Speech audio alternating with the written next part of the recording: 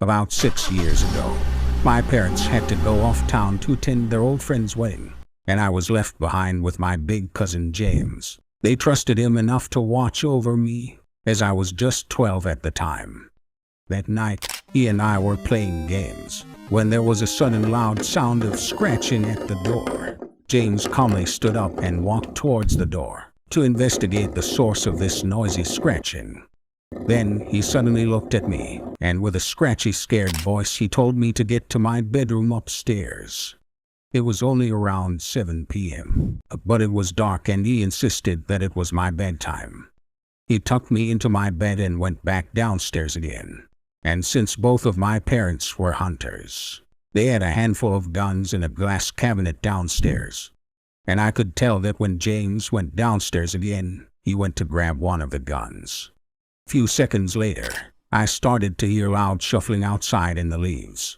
I called for him to come upstairs. He was up and next to my bed in less than a second, with a gun in hand. I told him about what I was hearing outside and how I was scared. He looked outside and said there wasn't anything to be scared of.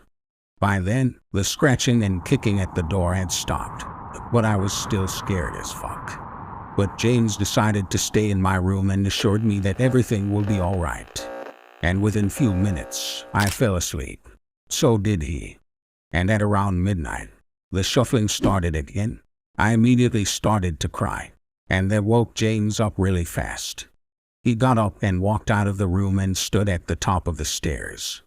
Seconds later, I heard him shoot something with a loud scream, and he was running back to the room right after.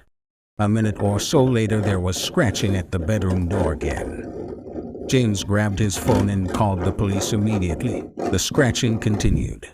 And honestly, it seemed like forever till the police arrived, even though it was less than 5 minutes.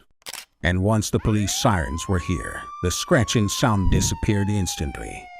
I don't remember much from what happened that day than what I've told you. And James strictly refused to talk about that day, no matter how hard I tried to make him talk.